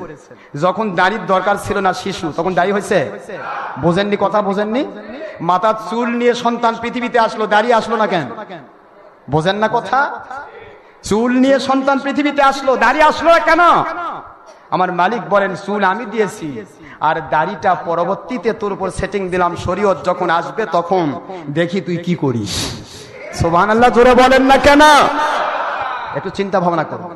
আমার মালিক খলিক রব প্রতিটা জিনিস আমাদেরকে সিস্টেম মতো দিয়েছেন, এগুলিকে কখনো এদিক সেদিক করবেন না, কিছুই হবে না। ওই কয়দিন মরবো, তো মরার আগে ঠিক হয়ে যায়, ঠিক না ব্যাঠি? মরতে হবে, মরার সময় আমার কেউ রিসিভ করবে না, আমার সেই দাড়িওয়ালা নবীজি রিসিভ করবেন।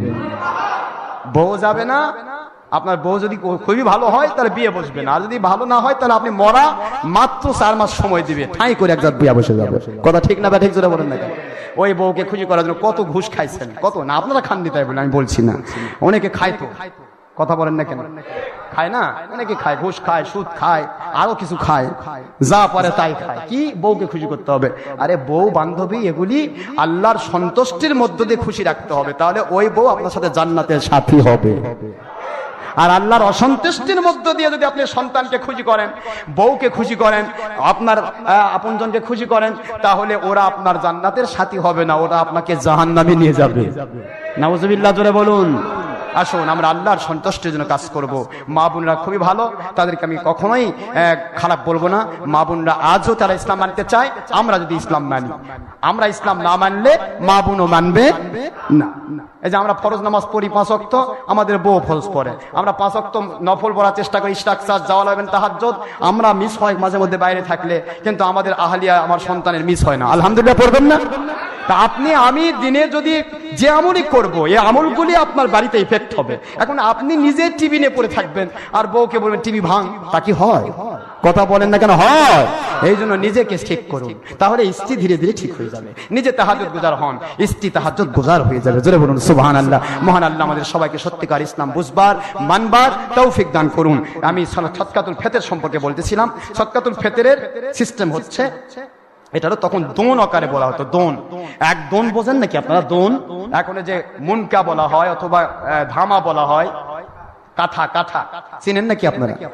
তো রাসূলের যুগে তো মাপন ছিল না, মুনকা দোন দিয়ে মাপা হতো। তো হুজুর পাক সাল্লাল্লাহু আলাইহি ওয়াসাল্লাম দোনের সিস্টেমটা 3টা আছে। একটা হলো 3.5 কেজি, আরেকটা হলো 3.25 কেজি, আরেকটা হলো 3 কেজি। কথা বুঝতেছেন নাকি আপনারা? তো আমরা সবচেয়ে উপরের মেকদারটা নিয়েছি। একদম 2 জনের নিসাব, এটাকে একদনকে সা বলা হয়। এক কাঠাকে কি বলা হয়? সা, এক সা। হুজুর বলেছেন 2 জন মানুষের পক্ষ থেকে 1 সা দিতে হবে। এই 1 সা, আপনি যদি খুবই ধনী হন, কিসমিসের দাম দেন। কোটিপতি মানুষ 1 সা কিসমিসের, হাফ সা কিসমিসের দাম দেন। তার চেয়ে একটু ধনী কম হলে হাফ সা, বোঝেন নাকি আপনারা? বোঝেন? হাফ সা খেজুরের দাম দেন। তার চাইতে যদি কম হন, তাহলে আপনি হাফ সা আটার দাম দেন। এভাবে করে গরিব মিসকিন সকলের জন্য কমের পক্ষে 1 সের 12.5 শতাক আটার দাম। কথা কি বুঝতে পেরেছেন নাকি? 1 সের কত শতাক? একটু জোরে বলেন, 1 সের কত শতাক? 1 সের 12.5 শতাক আটার দাম। এই পরিমাণ যে বাজারের এলাকা আপনি আছেন, সেই বাজারের দাম অনুসারে দিয়ে দিবেন। কি মনে থাকবে তো নাকি? আমি নির্দিষ্ট করে দিচ্ছি না এই জন্য, কারণ এই বগুড়াতে এক এক বাজারে এক এক রকম দাম। কথা বোঝেন নাকি? ওই বড় বাজারে একরকম দাম, আপনার কালীতলা বাজার আরেক রকম দাম, বিভিন্ন বাজারে বিভিন্ন দাম। এই দাম অনুসারে আমি আপনাকে 1 সের 12.5 শতাক আটার দাম মাথা পিছু দিতে হবে। আর এটার মূল্য আসছে, যদি উপরে ধরা হয় 70, 65, 60, এর মধ্যে যে কোনো একটা অ্যামাউন্ট আপনাকে দিতে হবে। আপনি হিসাব করে আপনার এলাকা থেকে দেন। আর এইটা দিলে অনেক উপকার হয়, সেটা ইনশাআল্লাহ সামনে বলা হবে।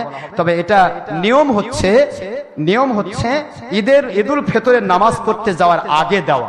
তো আমরা তো ঈদুল ফিতর এখনো পাইনি, তার আগে রমজান মাসে যদি দেওয়া হয়, তাহলে রমজান মাসে যেহেতু প্রতিটি দান 1 টাকা দান 700 গুণ, সেই জন্য রমজান মাসেই ফিতরাটা এবং যাকাতটা আদায় করতে বলা হয়, যাতে করে একটা যাকাত আপনি আদায় করেছেন, 1 যাকাত 100 নয় 700 যাকাতের সওয়াব পেয়েছেন। সুবহানাল্লাহ। 1 টাকা ফিতরা দিয়েছেন, 700 ফিতরা টাকা সওয়াব পেয়েছেন। এই জন্যই রমজান মাসে দানটা বেশি করতে বলা হয়। আসুন মহান আল্লাহ আমাদের সবাইকে সত্যিকার ইসলাম বুঝবার তৌফিক দান করুন। আমিন। ওয়া মা আলাইনা ইল্লাল বালাগ ওয়া আখিরু দাওয়ানা আলহামদুলিল্লাহি রাব্বিল আলামিন। যারা সুন্নাত নামাজ আদায় করেন নাই, অনুগ্রহপূর্বক ক্বাবলাল জুমআ 4 রাকাত সুন্নতে মুআক্কাদা আদায় করুন। সময় 5 মিনিট। আসসালামু আলাইকুম ওয়া রাহমাতুল্লাহি ওয়া বারাকাতুহু।